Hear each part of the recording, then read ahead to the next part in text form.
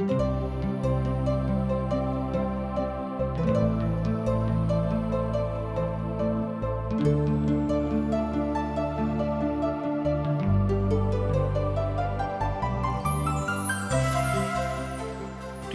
India द्वारा प्रस्तुत आशक इजोत कार्यक्रम में अहाँ के हार्दिक अभिनंदन कर रहल छी।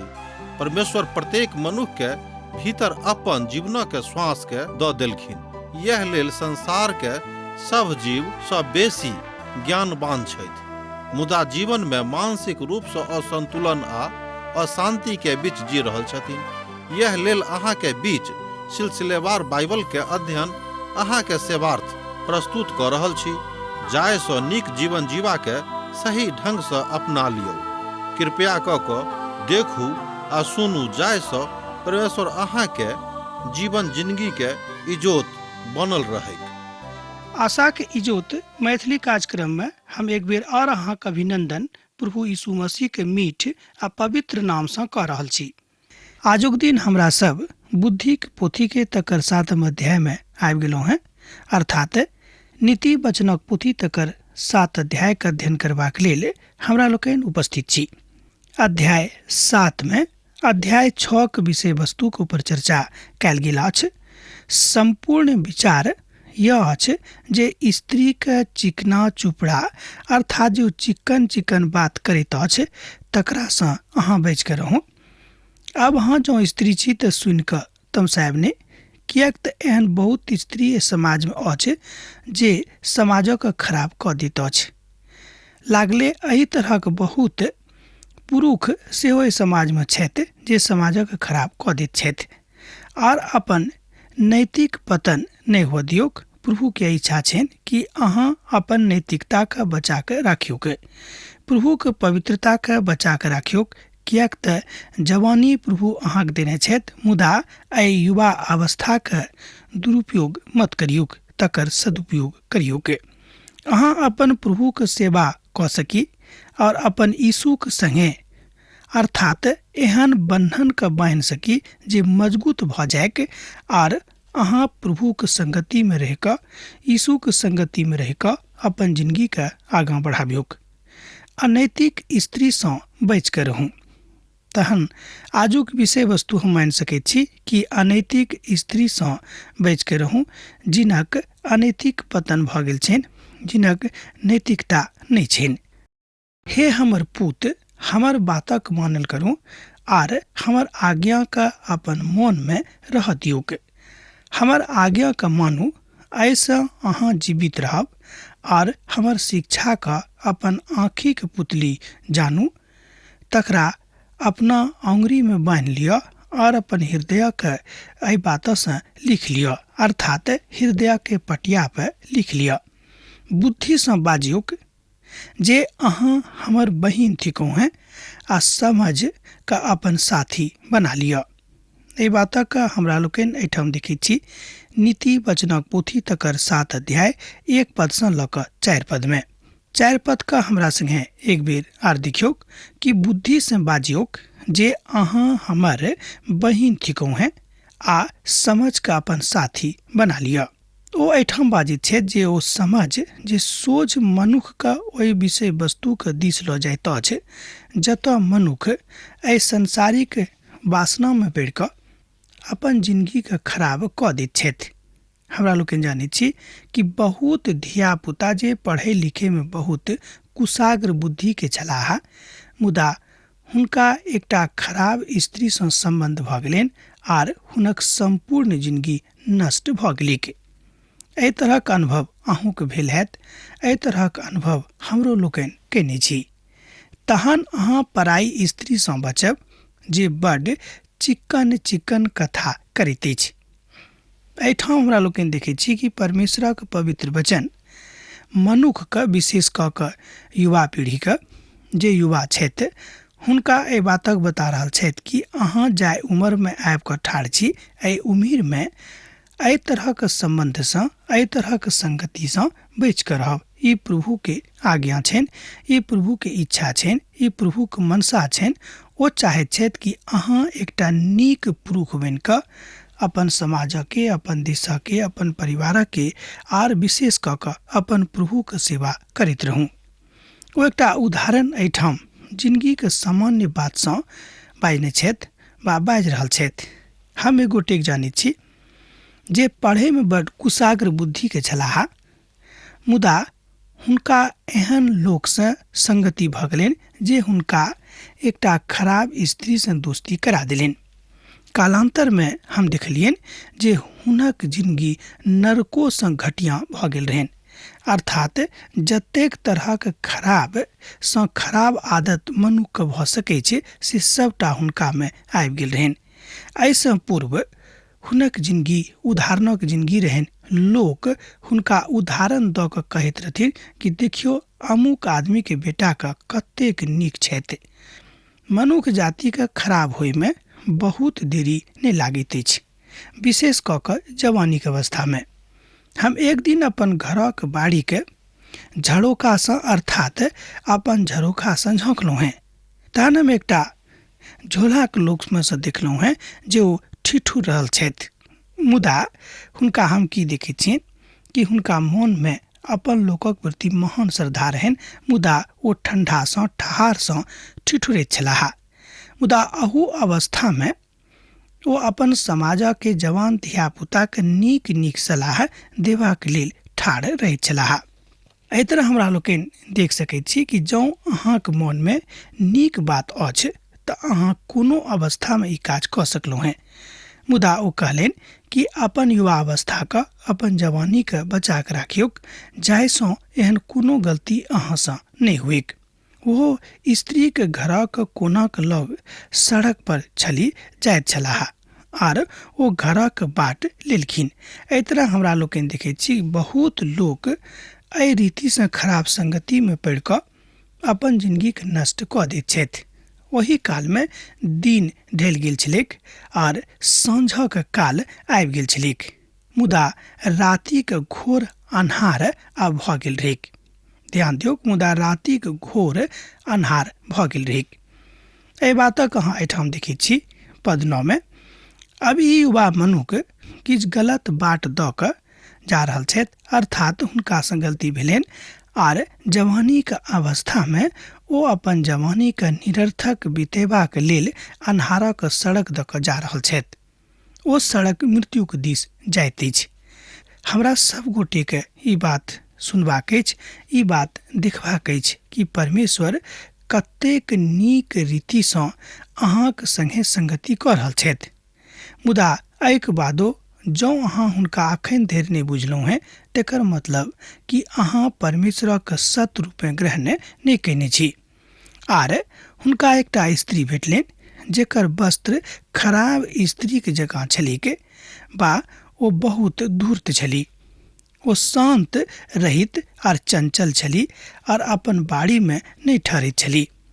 कहियो ओ सड़क पर आ कहियो चौक पर, अर्थात कहियो एहिठाम और कतौ ओहिठाम पावल जाइत छलीह। ओकर एक कोनो पर ओ बाट होइत छलैक, अर्थात बाटे पर लोक सँ गप करैत छली।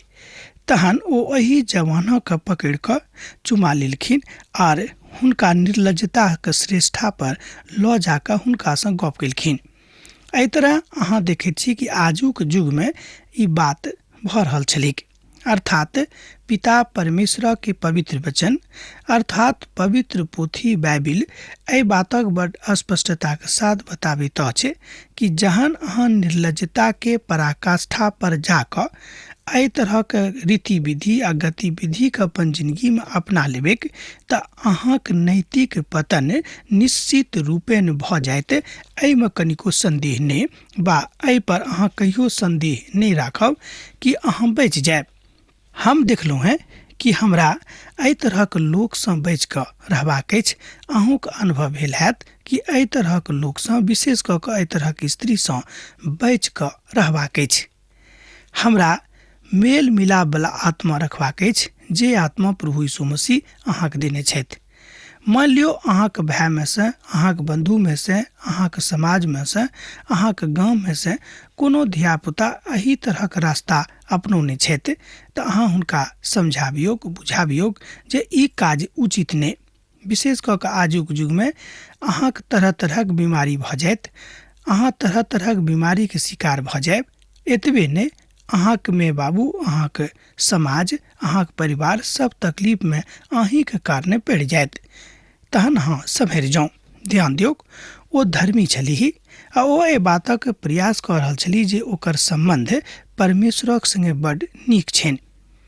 एक बातक एहिठाम हमरा लोग देखैत छी, मुदा धर्मी स्त्रीके विषयमे सेहो पवित्र पोथी बाइबिल कहैत अछि कि जे धर्मी स्त्री अछि, जे अपन पतिके बुझैत अछि, जे अपन परिवारक बुझैत अछि, जे अपन समाजक लेल आदर राखैत अछि, हुनको सम्बन्ध बड्ड नीक रहैत छनि।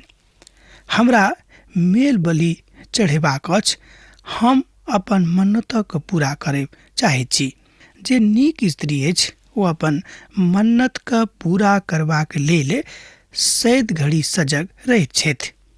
एहि दुआरे हम अहाँसँ भेटक बात चाहैत छी, बा हम चाहैत छी कि अहाँक संगे मेल मिलाप बनल रहिक। आ हम अहाँक दर्शनक खोजनिहार छलहुँ हेँ, तैँ अखन हम अहाँके पयलहुँ हेँ। एहि बातक अहाँ एहिठाम देख सकैत छी नीति वचनक पोथी 7 अध्यायके 15 पदमे। एहिठाम पिता परमेश्वरक ओ महान बातक देखैत छी जे मनुष्य जातिके महान परमेश्वरके महान शक्तिके लग आनैत अछि। दोसर शब्दमे, हम तऽ पूरा जिंदगी अपन प्रभुके शरणमे बिताबैत छी। हम अपन संपूर्ण जिंदगी अपन प्रभुके खोजैमे बिताबैत छी आ हुनकेमे हम संपूर्ण जिंदगी बिता देबिक। आ अंततोगत्वा अहाँ एहि बातक लेल अयलहुँ हेँ। हम अपन पलंगक बिछौना पर जतऽ हम पड़ल रहैत छी ओते हम रहब, आ ओही ठाम जे कपड़ा बिछेलहुँ हेँ तकरा पर हम संतुष्ट रहब। हम अपन बिछौना पर गंधरस, अगर और दालचीनीके छिटलहुँ हेँ। तैँ अब चलू, हमरासँ प्रेमसँ भिनसर धरि जी अर्थात जिंदगी बिताएब। हम परस्पर प्रीतिसँ आनन्दित रही, किएक तऽ हमर प्रीति घर पर नहि अछि, ओ दूर देश चलि गेल छथि। एहि तरह हमरा लोकनि देखैत छी कि जे स्त्री खराब रहैत अछि, हुनक मोन विवाह भेलाक बादो सेहो उचित वा नीक स्थान पर नहि रहैत छनि।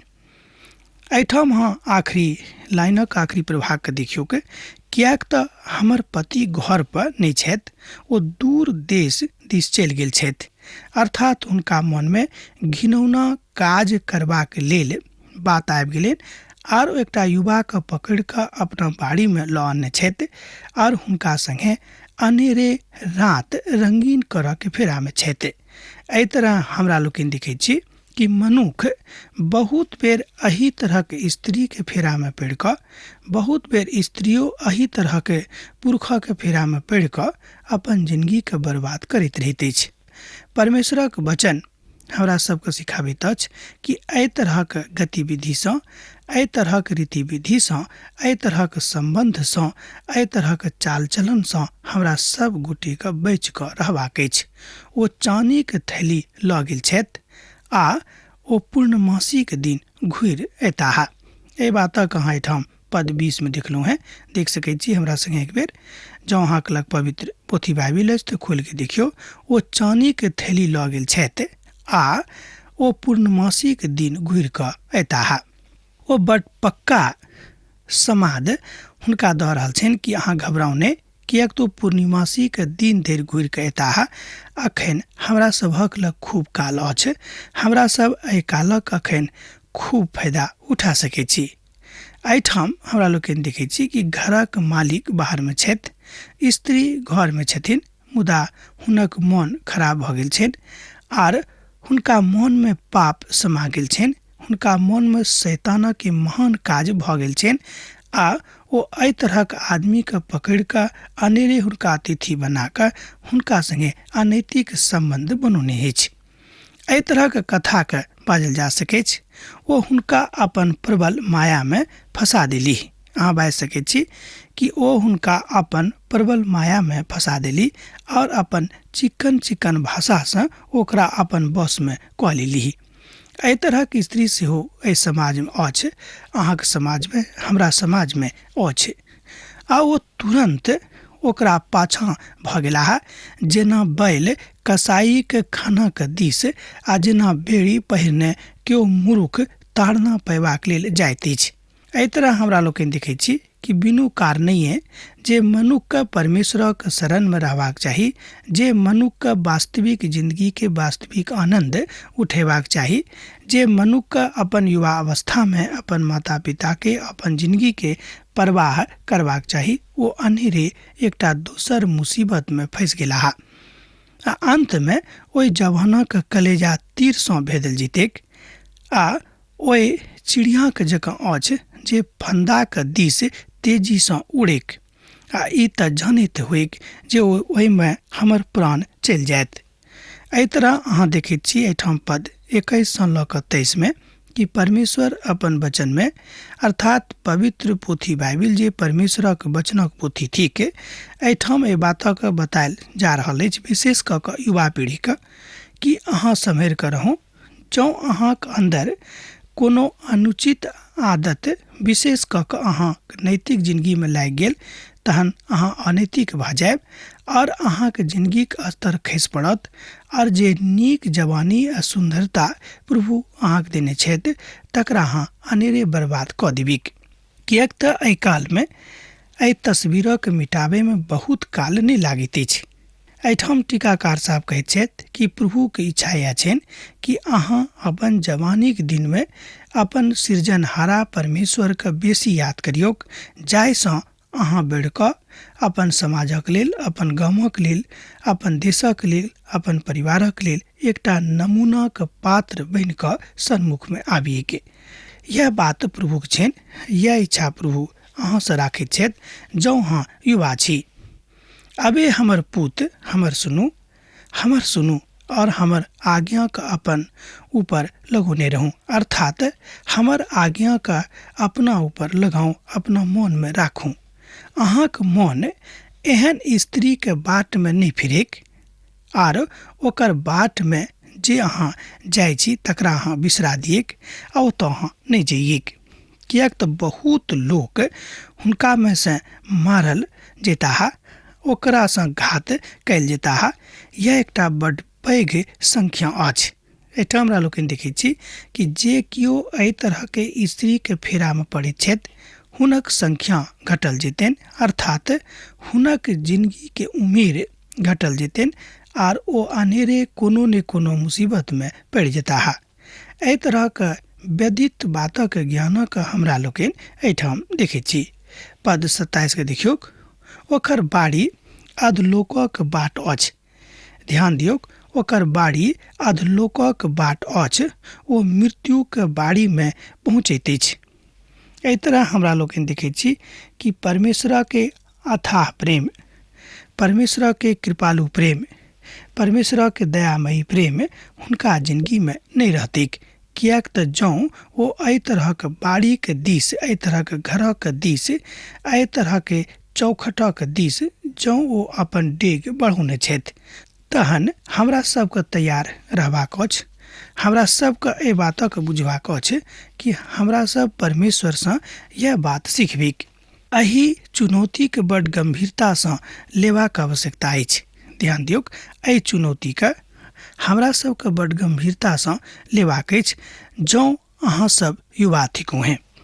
आ जे वृद्ध छथि आ जे युवा पीढ़ीके अपन जिंदगी से आगाँ बढ़ि रहल छथि हुनको लेल छनि कि हमरा सभक अपन अपन जिंदगीके एकटा चुनौतीके रूपमे लेबाक अछि, जाहिसँ शैतान हमरा सभक जिंदगीमे प्रबल नहि भऽ सकैक। आ एहिमे अहाँक लेल और हमरा लेल आत्मिक बात सेहो अछि। आ जहन हुनका लग, अर्थात एहि तरहक लोकक लग प्रभुके छोड़ि कऽ जहन ओ आकारक पूजनाइ आरम्भ कऽ दैत छथि तऽ हुनका जिंदगीमे एहि तरहक घटना घटनाइ बड्ड आवश्यक भऽ जाइत छनि। किएक तऽ अहाँ जहन अपन प्रभुके छोड़ि कऽ स्वयंके खसा दैत छी तहन अहाँ निश्चित रूपेण अपन जिंदगीके परेशानीमे आनैत छी। एहिमे अहींके दोष अछि।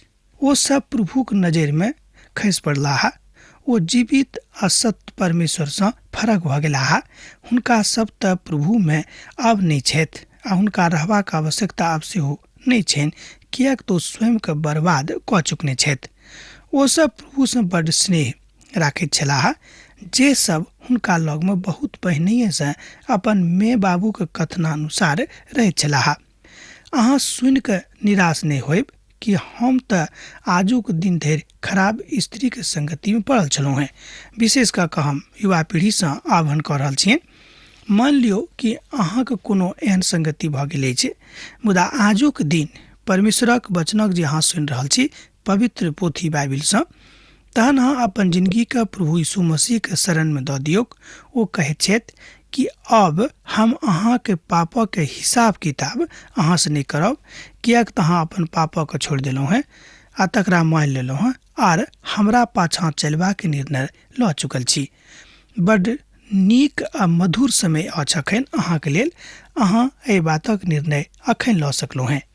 अहाँ हमरा संगे बाजि सकैत छी कि हे प्रभु आजुक दिन धरि हमरा संगे कहियौक, हे प्रभु आजुक दिन धरि जतेक हम पाप कयलहुँ तकरा हम छोड़ैत छी आर प्रभु अहाँके शरण में आबैत छी। हे प्रभु हमरा अहाँ माफ करू, आमीन।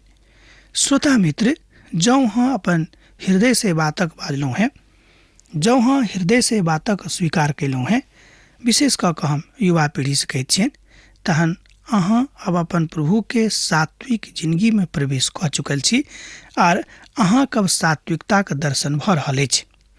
आ यह ओ उद्धार अछि जे प्रभु यीशु मसीह मनुष्य जाति के देबाक लेल एहि संसार में उपलब्ध करौने रहथि। आ प्रभु यीशु मसीह के उद्धार एखनो अहाँके सन्मुख में ठाढ़ अछि। अहाँ तकरा पसंद कऽ कऽ ओहि उद्धारक ग्रहण कऽ कऽ अपन प्रभु के अपन जिंदगी में अपन हृदय में स्थान दऽ दियौन। व्यवस्था मनुष्य के बचा नहीं सकैत अछि। हमरा लोकनि जानै छी पुराना नियमक अध्ययन में कि व्यवस्था मनुष्य के बचा नहीं सकैत अछि आ नहीं हुनका उद्धार दऽ सकैत अछि। व्यवस्था तऽ उचित अछि, हम ई नहीं कहब कि व्यवस्था खराब रहेक बा व्यवस्था अनुचित रहेक। जँ व्यवस्था खराब रहतियक तऽ पवित्र पोथी बाइबिल में व्यवस्था का स्थान अतेक महत्वपूर्ण नहीं बुझल जतियक। व्यवस्था उचित अछि, मुदा व्यवस्था मनुष्य के आगमन में अर्थात मनुष्य के प्रभु यीशु मसीह के आगमन से नहीं जोड़ सकैत अछि। व्यवस्था के द्वारा अहाँ व्यवस्था के सीखैत छी, विधानों के सीखैत छी, मुदा प्रभु यीशु मसीह के द्वारा अहाँ उद्धार पाबैत छी। अर्थात व्यवस्था आबि कऽ मनुष्य के सोझ गप में अर्थात व्यवस्था आबि कऽ मनुष्य के व्यवस्थित कऽ देलकै आ प्रभु यीशु मसीह आबि कऽ मनुष्य के लेल उद्धारक द्वार खोलि देलकै। ओ आबि कऽ अर्थात मसीह आबि कऽ उद्धारक उजागर कऽ दिलनि। विशेष कऽ कऽ आजुक दिन हम युवा पीढ़ी सँ आह्वान करैत छियनि कि अहाँ सब अपन यीशु के चिन्हियौक जे अहाँके उद्धारकर्ता छथि। अहाँ कोनो एहन कुसंगति में नहीं पड़ियौक जाहिसँ अहाँके माय बाबू के मूड़ी नीचाँ हुएके आर अहाँके कारणे अहाँके गांव और अहाँके समाज नीचाँ खसेके। ई बात अहाँके नहीं करबाक अछि जँ अहाँ युवा पीढ़ी के सदस्य थिको हैं। यह बात अहाँके अपन धियापुता के सेहो सिखेबाक अछि जँ अहाँ अपन धियापुता के लालन पालन कऽ रहल छी। यह बातक आजुक दिन हमरा सब गोटे सिखबाक प्रयास करबाक अछि। अब हमरा विदा दिअ, कियाक तऽ अहाँ से विदा होइके हमर बेरा भऽ रहल अछि। जेना अहाँ सब हमरा एहिठाम पाती लिखैत रहैत छी, लिखैत रहब, बिसरायब नहि। यीशुक नेह अहाँके जिंदगी में बनल रहेक, आमीन। हमर विश्वास अछि कि ई कार्यक्रम अहाँके लेल लाभदायक सिद्ध अछि। हम चाहै छी कि अहाँ अपन आशीषके हमरा संग साझा करू। जँ अहाँ के नजीक बाइबल सँ आ जीवन सँ संबंधित कोनो प्रकार के प्रश्न भऽ सकै अछि तऽ अपन समस्या के लेल प्रार्थना करबा के लेल जँ चाहै छी तऽ हमरा फोन नंबर पर जरूर संपर्क कऽ सकै छी। परमेश्वर अहाँ सब के लेल एकटा सुंदर, सुखद, आनंदित दिन प्रदान करै।